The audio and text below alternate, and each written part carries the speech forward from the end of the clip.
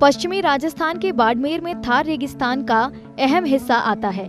ये जगह अपने मंदिरों, किलों और शानदार ऐतिहासिक विरासत के लिए दुनिया भर में मशहूर है। बाड़मेर को देश के 5वें सबसे बड़े जिले और राजस्थान में क्षेत्रफल के हिसाब से तीसरे सबसे बड़े जिले के तौर पर भी जाना जाता है। बाड़मेर लोकसभा सीट को काफी अहम आंका जाता है। इसके तहत आने वाली 8 विधानसभा सीटों में जैसलमेर भी शामिल है।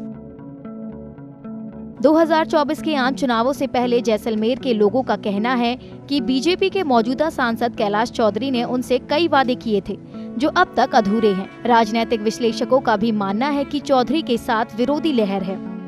कैलाश चौधरी मौजूदा केंद्र सरकार में कृषि राज्य मंत्री हैं। बीजेपी ने उन्हें बाड़मेर लोकसभा सीट से एक बार फिर मैदान में उतारा है। में लोक चुनाव में रुझान इस बार कांग्रेस के ही है। लास्ट टाइम हमने कैलाश चौधरी को बारे में अच्छा सोचा था, लेकिन उन्होंने जैसलमेर से 3 साल जो ट्रेन थी वो भी बाड़मेर जाके स्टार्ट कर दी। और इस बार जो यहाँ पे आपसी जो लड़ाई थी कांग्रेस की, पोखरण और जैसलमेर में, उस चक्कर में आप भी चले गए थे।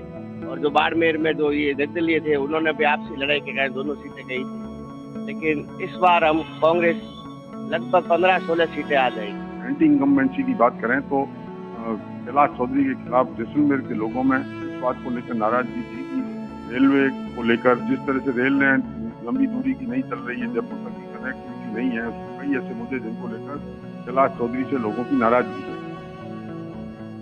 कांग्रेस ने हाल ही में राष्ट्रीय लोकतांत्रिक पार्टी से आए उमेदाराम बेनीवाल को अपना उम्मीदवार बनाया है।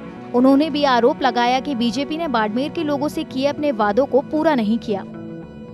इस बार बाड़मेर जैसलमेर की जनता ने मन बना लिया है। बीजेपी की सरकार से जनता का मन उब गया है, क्योंकि बीजेपी के सांसद मंत्री रहते हुए बाड़मेर जैसलमेर की जनता के लिए कुछ खास कर नहीं पाए, विशेषकर किसानों के लिए कुछ नहीं कर पाए। किसानों को बहुत बड़ी उम्मीद थी मोदी सरकार से। 2023 तक आय दुगनी की बात कर रहे थे, वो तो मुद्दा ही छोड़ दिया। और आय दुगनी कितनी हुई है सब किसानों को पता है, सब पूरी जनता को पता है। उसके साथ साथ बिजली और पानी के जो मुद्दे थे उनके ऊपर कोई खास काम नहीं हुआ और खाली छोटी घोषणाओं के अलावा कुछ नहीं किया।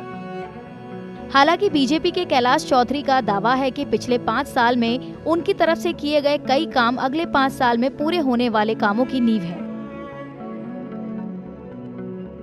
आने वाले कल में भारत विकसित राष्ट्र बनेगा और हमारा जो बाड़मेर जैसलमेर है वो भी निश्चित रूप से आगे बढ़ेगा, क्योंकि बाड़मेर जैसलमेर हो चाहे राजस्थान हो, सब जगह पर एक ही है कि हमारे देश को विकसित बनाना है।